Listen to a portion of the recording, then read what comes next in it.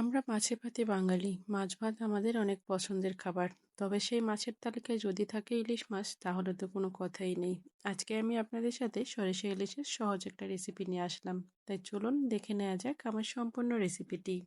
আমরা বাসায় সবসময় যেভাবে সরিষা ইলিশটা করি, তো আজকে মাকে বললাম ঠিক সেভাবেই একটু সরিষা ইলিশটা করে আপনাদের সাথে শেয়ার করার জন্য।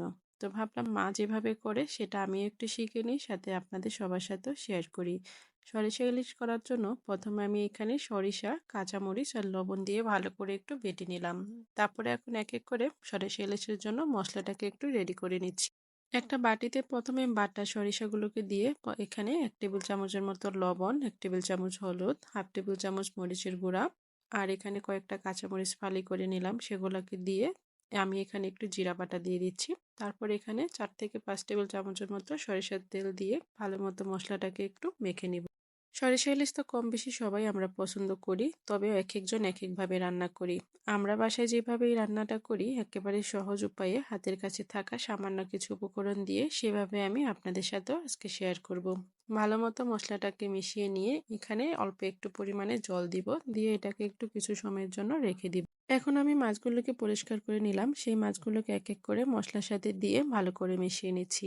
আজকে মাছের একটু ডিম ছিল, তো ভাবলাম যে ডিমটা নাই বের করি, একবারে ডিম সহকারে সরিষা ইলিশটাকে রান্না করে নিই। মাছগুলোকে ভালো মতো মশলার সাথে দিয়ে ভালো করে উল্টে পাল্টে সবকিছুর সাথে মিশিয়ে নিব।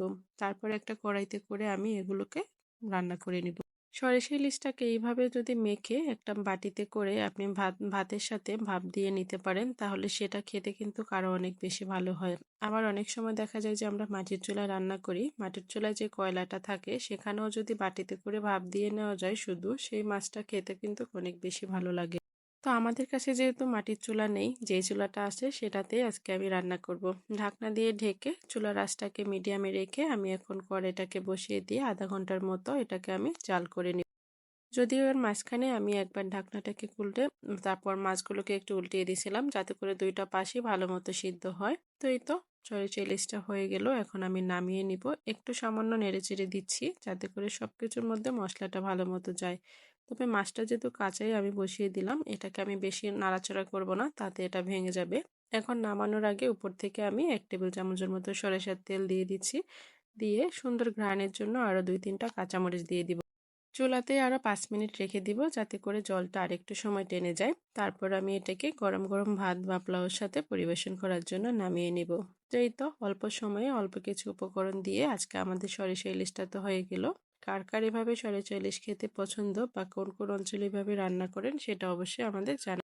বাঙালির সরিষা ইলিশের গল্পটা আজকে এখানেই শেষ করলাম। দেখা হবে অন্য কোনো দিন নতুন একটা রেসিপি নিয়ে। ততক্ষণ পর্যন্ত সবাই ভালো থাকবেন আর অবশ্যই আমাদের রেসিপিগুলো দেখবেন।